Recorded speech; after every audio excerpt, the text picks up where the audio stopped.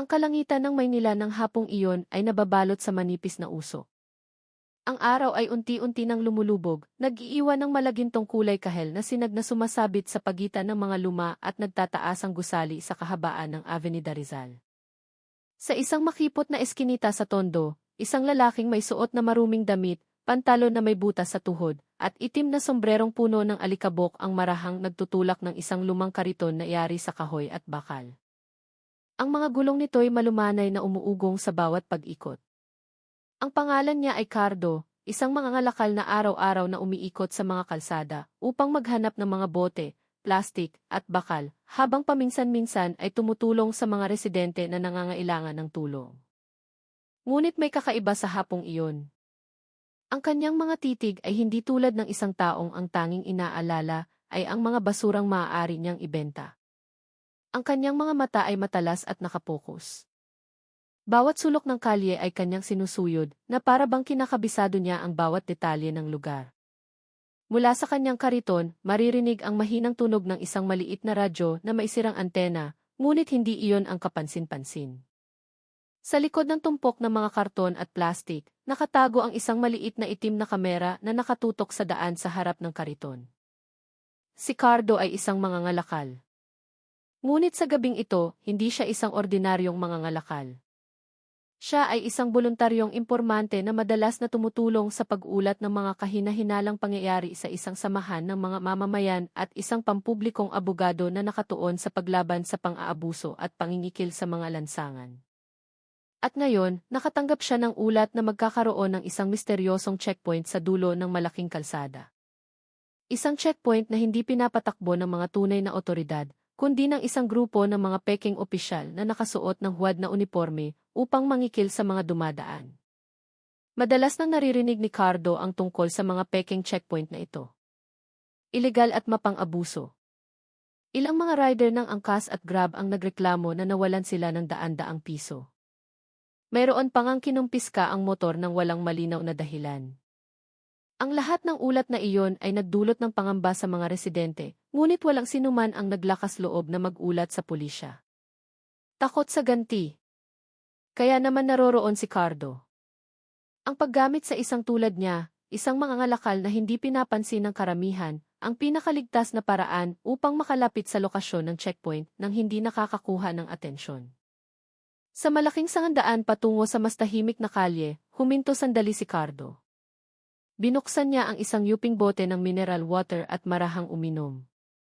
Ang mga butil ng pawis ay tumutulo sa kanyang noo, ngunit ang kanyang mukha ay hindi nagpapakita ng pagod, kundi ng matinding pag-ingat.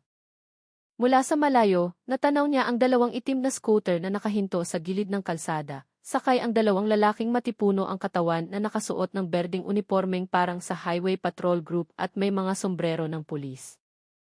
Ngunit alam ni Cardo na mali ang uniporme. Ang logo sa kanilang damit ay halatang peke ang pagkakaburda. Ang kanilang mga sombrero ay masyadong bago at ang kanilang kilos ay masyadong magaspang. Isa sa kanila ang kasalukuyang pumapara sa isang lalaking sakay ng motorsiklo na halatang kinakabahan. Matapos suriin ang lisensya at rehistro, pilit na isinama ng lalaking nakasombrero ang rider sa isang madilim na sulok sa likod ng isang malaking puno ng akasya. Nakita ni Cardo ang panginginig ng kamay ng rider. Malinaw na siya ay natatakot.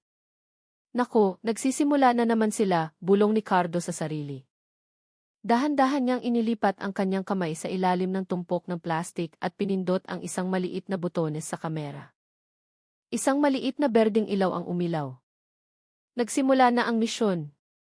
Itinulak ni Cardo ang kanyang kariton ng dahan-dahan patungo sa lokasyon. Ang ugong ng mga gulong nito ang nagtatakip sa tunog ng kanyang mga yabag. Habang dumadaan sa isang bakanting outpost ng barangay, may napansin siyang isa pang anino. Isang dalagang nakasuot ng maong na jacket at itim na pantalon. Ang kanyang buhok ay nakatali ng maayos at may kausap siya sa telepono habang naglalakad ng nagmamadali. Opo, sir. Nasa daan na po ako. Nakikita ko na sila. Opo, dalawa sila. Opo, opo. Maging kalmado po kayo. Ang boses ng babae ay matatag. Malinaw na hindi siya ordinaryong tao. Pinagmasdan siya ni Cardo, ngunit hindi nagtagal ang tingin. Alam niyang mas mabuting manatili sa kanyang papel bilang mangangalakal. Nang malapit na siya sa checkpoint, sinamaan siya ng tingin ang dalawang pekeng opisyal. Hoy, mangangalakal! Tabi! Nakakagulo ka lang sa trabaho ng tao, sigaw ng isa sa kanila. Nagkunwari si Cardo na nagulat at ngumiti ng alanganin. Pasensya na po, boss. Dadaan lang po. Daan-daan. Ang baho mo. Alis, marahang sinipa ng isa sa kanila ang kariton ni Cardo. Bahagyang umuga si Cardo ngunit nanatiling matatag. Sa kanyang isipan, napangiti siya. Ang marahas na reaksyon na iyon ay inaasahan na niya at ang kamera ay nakarecord, kinukunan ang lahat. Matapos magkunwaring lumayo ng mga 10 metro, huminto si Cardo malapit sa isang malaking basurahan at nagsimulang maghalungkat. Sa katunayan, inaayos niya ang posisyon ng pangalawang kamera na inilagay niya sa gilid ng kariton. Ang kamerang iyon ay nakatutok ng diretso sa checkpoint, kung saan pinipilit ng dalawang pekeng opisyal ang isang grab rider na magbayad ng multa na 2,500 piso. Bilisan mo! Wala kaming oras, sabi ng isa sa mga pekeng opisyal. Sir. Wala po akong dalang ganyang kalaking pera. 500 lang po ang dala ko, nanginginig ang boses ng rider. Ayan na, dami mo ng dahilan. Sige, sumama ka na lang sa presinto. I-impound muna namin yung motor mo. Pero, sir, kailangan ko pong bumiyahe. Manahimik ka, sigaw ng pekeng opisyal. Naramdaman ni Cardo ang pag-init ng kanyang dibdib. Nakita na niya ang ganitong pangyayari maraming taon na ang nakalipas, nang ang kanyang kapatid na si Miguel ay pinilit magbayad ng mga tulad nilang opisyal. Mula noon, ipinangako niya sa sarili na hindi siya mananahimik kapag nakakakita ng kawalang katarungan. Gayunpaman, kailangan pa rin niyang maghintay ng tamang tiempo. Ilang minuto ang lumipas, muling lumitaw ang babaeng nakamaong na jacket. Sa pagkakataong ito, lumapit siya sa checkpoint na may seryosong mukha. Excuse me po, mga sir, malakas niyang sabi. Lumingon ang dalawang pekeng opisyal, pati na rin ang grab rider na kasalukuyang tinatakot. Anong kailangan mo? Tanong ng isa sa kanila na may pagdududa sa boses. Nakita ko po kayong humihinto ng mga motorista ng walang opisyal na outpost. Maaari ko po bang makita ang inyong mission order? Mula sa malayo, nagulat si Cardo. Napakatapang ng babaeng ito. Lumapit ang unang pekeng opisyal. Bakit ka nakikialam? Trabaho namin to. Residente po ako rito. Karapatan kong malaman. Kung opisyal ang checkpoint, dapat may karatula, may outpost, may tamang pagkakakilanlan, at dapat may dala kayong dokumento mula sa FE. Hindi pa siya tapos magsalita, marahas siyang itinulak ng opisyal sa balikat. Muntik nang matumba ang babae. Hoy! Huwag kang bastos, hindi napigilan ni Cardo na sumigaw. Lumingon ang dalawang opisyal na may matatalim na tingin sa marungis na mga ngalakal. Ikaw na naman, basurero. Gusto mo maging bayani? Umalis ka na. Ngunit nagbago ang tingin ng babae nang makita si Cardo. Manong, nakita niyo po lahat, di ba? Dahan-dahang tumango si Cardo. Iyon ay sapat na para mapagtanto ng dalawang pekeng opisyal na mayroon silang saksi, at ang saksi ay isang banta. Mabilis na lumapit ang pangalawang opisyal habang nagsasabing, halika nga rito. Umatras si Cardo ng isang hakbang. Bumilis ang tibok ng kanyang puso, ngunit sinubukan niyang magmukhang natural na takot. Biglang kinuha ng babae ang kanyang cellphone at itinutok ang kamera sa kanila. Nere-record ko kayo. Kapag sinaktan niyo pa siya, ire-report ko kayo ngayong gabi rin. Uminit ang sitwasyon. Nagmura ang unang opisyal. Itong babaeng to, naghahanap ng gulo. Alam ni Cardo na mapanganib ang sitwasyon, ngunit napagtanto rin niya na ito na ang sandaling hinihintay niya. Bahagyan niyang iginalaw ang kanyang kariton upang mas malinaw na makuha ng kamera ang lahat. Mga sir, please, wag po kayong marahas. Pampublikong lugar po ito, sabi ni Cardo na may nanginginig na boses, sinusubukang painin sila na magsalita pa. Muling sinipa ng opisyal ang kanyang kariton, mas malakas kaysa kanina. Nagkalat ang mga karton at bote. Inaasar mo ba kami, ha? Sigaw nito. Muling sumugod ang babae. Tama na. Tumigil na kayo. Tumawag na ako ng tulong. Biglang natigilan ang dalawang opisyal. Sino ang tinawagan mo? Pulis? Mabilis na huminga ang babae. Hindi. Ang tatay ko. Ang pinuno ng EGI na nag-imbestiga sa mga pangingikil sa lansangan. Natigilan si Cardo. Ang rider na muntik nang makikilan ay napahawak sa bibig, pigil ang paghinga sa ginhawa. Ang dalawang peking opisyal ay mukhang nataranta, ngunit sinusubukan pa ring maging matapang. Nananakot ka lang. Biglang may narinig na tunog ng humihintong motorsiklo. Tatlong malalaking motorsiklo na may maliliwanag na ilaw ang dumating mula sa direksyon ng malaking kalsada. Ilang mga lalaking nakasuot ng itim na jacket na may tatak ng EGI na kaagapay ng lansangan ang mabilis na bumaba. Isa sa mga lalaki, mga nasa 50 anyos at may makapal na bigote, ang dumiretso sa babae. Lara, ayos ka lang ba? Tanong niya habang sinusuri ang kalagayan ng anak. Umiling si Lara. Itay, sinaktan din nila ang lalaking ito. Tumingin ang lalaki kay Cardo, pagkatapos ay sa nagkalat niyang kariton. Manong, ayos lang po kayo. Marahan nang umiti si Cardo. Ayos lang po, sir. Pinalibutan ng mga miyembro ng EGI ang dalawang peking opisyal na naging dahilan ng kanilang pagkakaba. Ano to? Anong gagawin nyo? Sabi ng isa sa kanila. Tinitigan sila ng lalaking may bigote. Matagal na namin kayong minamanmanan sa aming mga kamera. At ngayon, nanakit pa kayo ng sibilyan. Uminit ang tensyon ngunit hindi pa tuluyang sumabog. Ang dalawang peking opisyal ay nagsimulang umatras, naghahanap ng pagkakataong makatakas. At sa gitna ng tensyon, may naramdaman si Cardo na kakaiba, isang bagay na kanina pa niya binabaliwala dahil nakapokus siya sa checkpoint. Kinapa niya ang isang bulsa sa gilid ng kanyang kariton at nakakita ng isang maliit na papel na nakasuksok doon.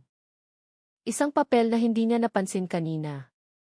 Ang nakasulat dito ay hindi lang sila dalawa.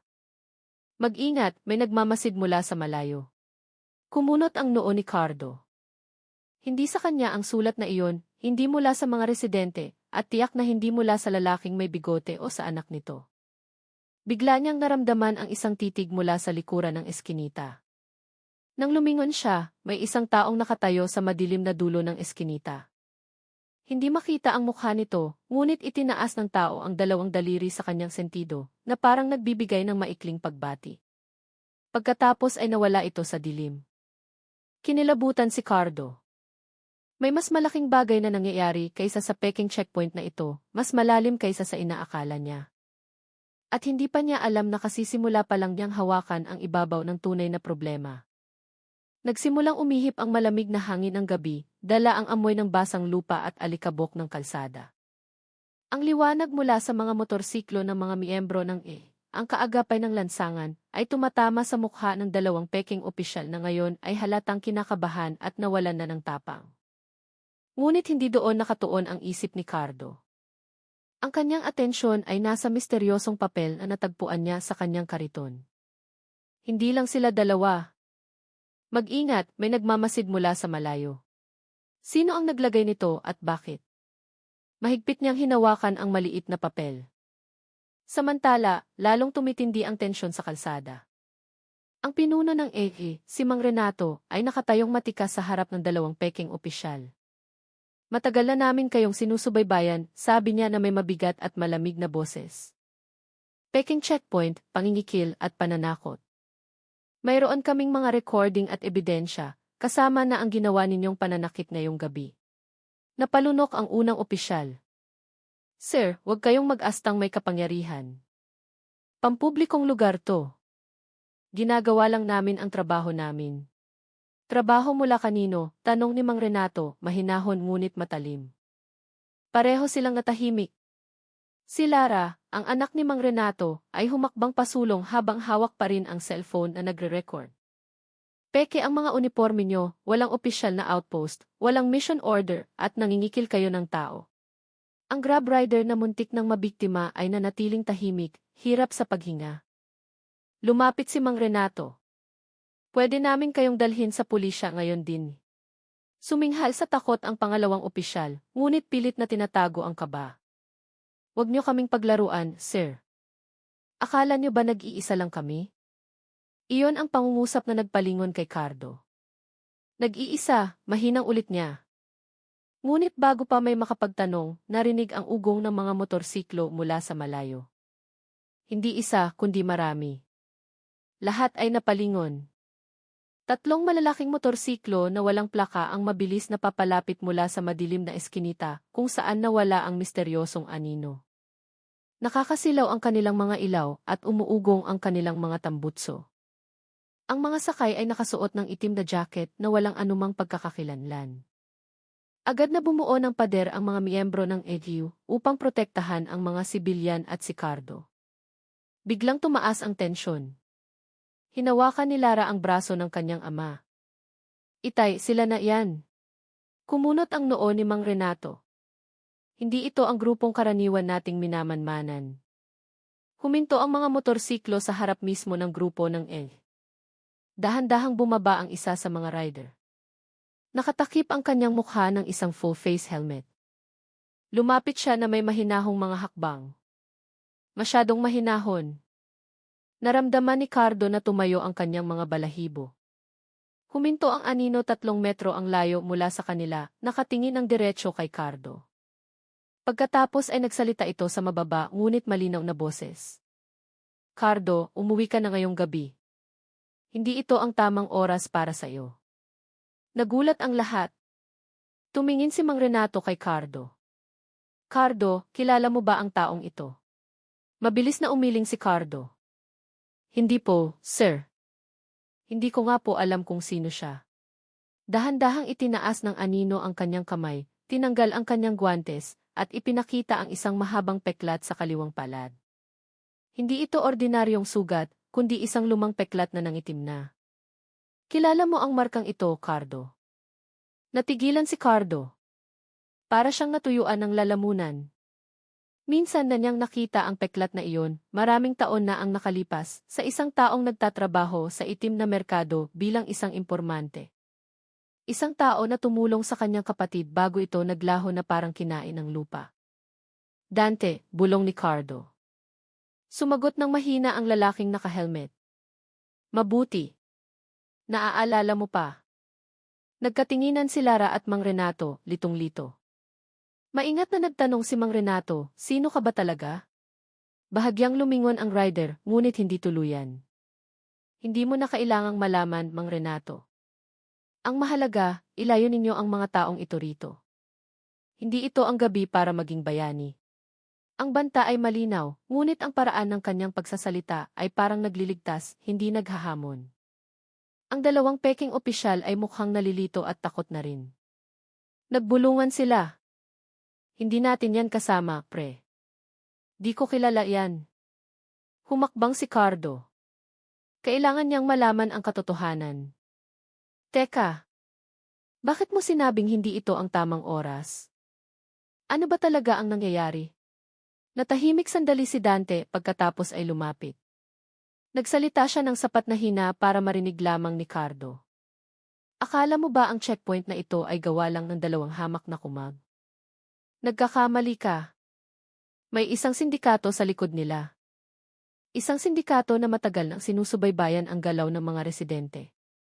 Kumabog ng malakas ang dibdib ni Cardo.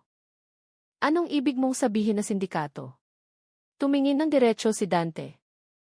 Kahit na natatakpan ng helmet ang kanyang mukha, mabigat ang kanyang aura. Isang sindikato na nagnanakaw ng data ng mga mamamayan. Hindi lang pera, kundi data, personal na impormasyon, talaan ng mga utang, lahat. Ginagamit nila ang mga peking checkpoint para kunan ang litrato ang mga lisensya at rehistro, tapos ibebenta nila. Natigilan si Cardo. Ito ay mas malaki kaysa sa inaasahan ng sinuman. Narinig iyon ni Mang Renato at lumapit, hindi na napigilan ang sarili. Kung nagsasabi ka ng totoo, dapat may alam kami. 3 buwan na naming sinusundan ang grupong ito. Walang senyales na nagbebenta sila ng data. Umiling si Dante. Dahil ang ibabaw lang ang nakikita ninyo. May mas madilim na bahagi na hindi ninyo napapansin.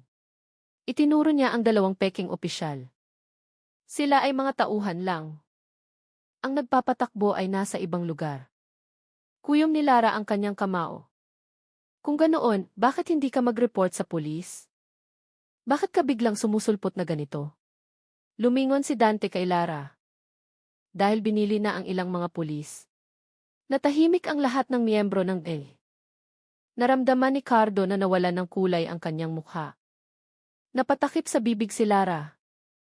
Kaya ang kalaban natin ay hindi lang mga peking opisyal, kundi isang data mafia syndicate. Tumango si Dante. At ngayong gabi kumikilos sila. Muling narinig ang ugong ng mga motorsiklo sa malayo. Mas marami, mas mabilis. Lumingon si Dante sa dalawang kasama niya. Malapit nang maubos ang oras. Pagkatapos ay sinabi niya ang isang bagay na nagpakilabot kay Cardo. Cardo, makinig ka. Napasok mo ang gulo ng hindi sinasadya, pero ngayon nakita ka na nila. Ikaw ang kariton mo at lahat. Naniga si Cardo. Anong ibig mong sabihin na nakita? Huminga ng malalim si Dante. Kanina, may isang tao sa likod mo habang naglalakad ka. Isang tao mula sa kanila. Nakuha na niya ang mukha mo. Si Cardo. Pakiramdam niya ay may bumara sa kanyang lalamunan. Lumapit si Lara, mukhang galit at nag-aalala. Kung ganoon, bakit hindi mo sila pinigilan kanina pa? Bakit mo kami hinayaang masangkot lahat? Tumingin si Dante kay Lara, ang kanyang boses ay mahina ngunit matatag. Dahil kayong lahat ang tanging pag-asa. Ang grupo ninyo ang tanging hindi pa nila napapasok. Kung direkta akong nakialam, malalaman nila ang tunay kong pakay. Naging seryoso ang mukha ni Mang Renato. Kung ganoon, ano ang dapat naming gawin ngayon? Itinuro ni Dante si Cardo. Una, protektahan ninyo ang taong ito. Siya ang una nilang hahanapin. Nagulat si Cardo. Ako. Pero isa lang akong mangangalakal. Tinitigan siya ni Dante. Ikaw ang mangangalakal na nakakuha ng unang ebidensya na maaaring maglantad sa pinakamalaking sindikato sa lungsod na ito. Hindi makapagsalita si Cardo. Agad na nagbigay ng senya si Mang Renato sa mga miyembro ng Mabilis. 2 tao ay escort niyo si Cardo. Siguraduhing makakauwi siyang ligtas. Lumapit ang 2 miyembro, handang magbigay proteksyon. Ngunit bago pa sila makakilos, biglang umulan ng maliliit na bato. Sinundan ito ng mga sigaw mula sa madilim na eskinita. Ayan sila. Hulihin lahat. Dose-dose ng mga lalaki ang tumakbo mula sa dilim, nakasuot ng pangkaraniwang damit at may dalang mga tubo at kahoy. Napasigaw si Lara. Dumating sila ng mas maaga kaysa sa inaasahan. Mahinang nagmura si Dante. Ilayon niyo si Cardo ngayon na. Pagkatapos ay humarap siya sa armadong grupo at sa unang pagkakataon, bahagyan niyang itinaas ang kanyang helmet, inilalantad ang kalahati ng kanyang mukha na puno ng mga lumang peklat. Ako ang haharang sa kanila. Sumiklab ang gulo. Mga sigawan, tunog na nag-umpugang metal at mga ilaw na hindi mapakali. Sinubukan ng EG na protektahan ang mga sibilyan. Inutusan ni Mang Renato ang 2 miyembro na ilayo si Cardo. Cardo, ngayon na.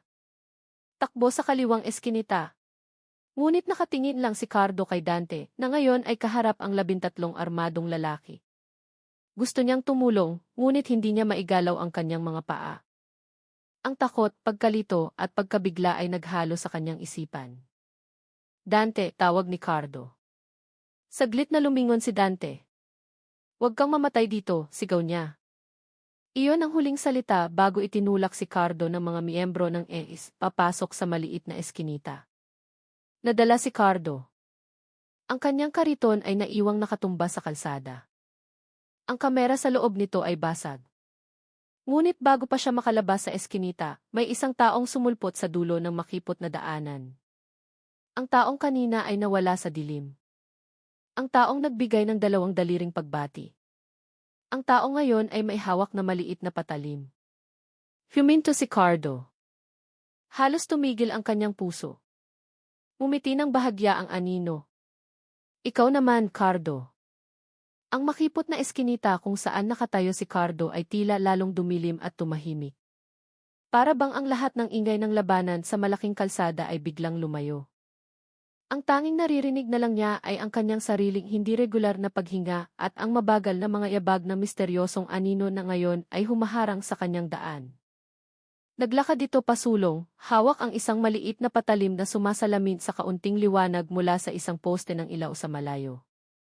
Ang kanyang mukha ay natatakpan ng itim na maskara, ngunit ang tingin ng kanyang mga mata ay malamig at puno ng kumpiyansa. "Sino ka?" tanong ni Cardo na may paos na boses. Umisi lang ang anino mula sa likod ng maskara. "Matagal na kitang pinagmamasdan, Cardo. Bago mo pa malaman kung ano ang nangyayari." Umatras si Cardo hanggang sa sumayad ang kanyang likod sa mamasa-masang pader ng eskinita. "Isa lang akong mangangalakal. Wala akong kinalaman sa inyo." Mahinang tumawa ang lalaki, isang maikling tawa na nagpatayo ng mga balahibo ni Cardo. "Mangangalakal? Akala mo ba maniniwala sila roon? Akala mo ba maniniwala ako?" Itinutok niya ang patalim sa dibdib ni Cardo.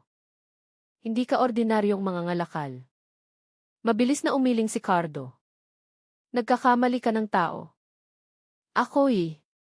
"Tama na," putol ng anino sa sasabihin ni Cardo. "Alam kong kasama ka ni Dante. Mga aninong impormante kayo. At ngayong gabi, ikaw ang una naming target." Natahimik si Cardo. Ang pangalan ni Dante ay lumabas sa bibig ng lalaking ito na parang bala.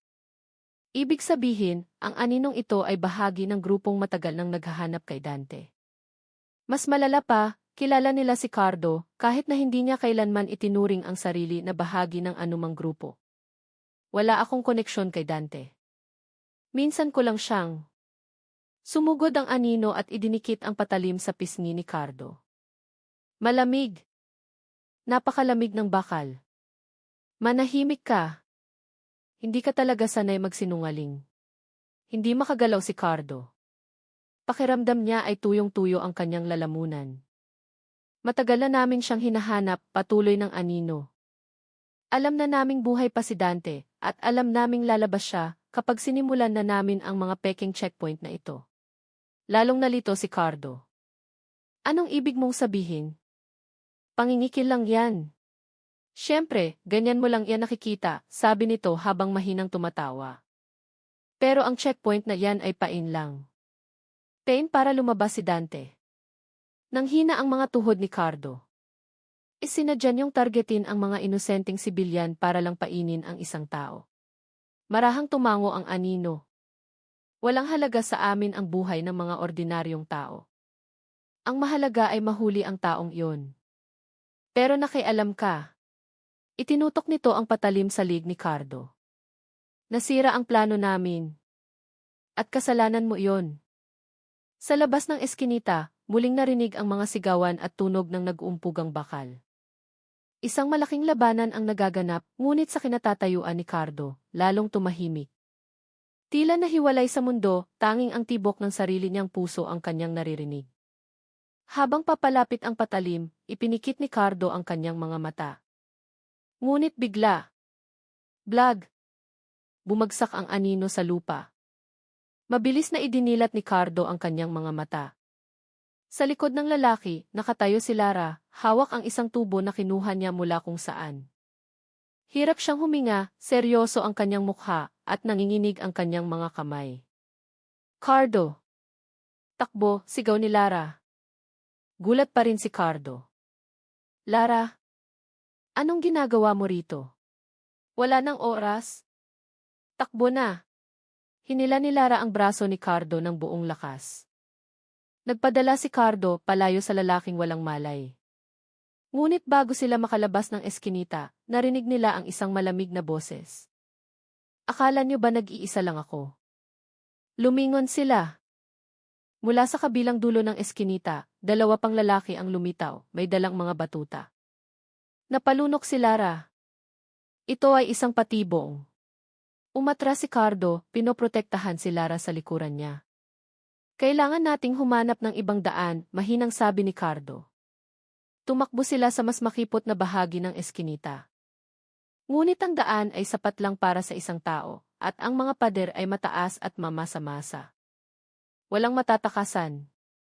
Sa kaliwa, sigaw ni Lara habang hinihila si Cardo. Ngunit ang kaliwang daan ay walang labasan. Ang kanan din ay sarado. Natrap sila. Lara, patawarin mo ako, mahinang sabi ni Cardo.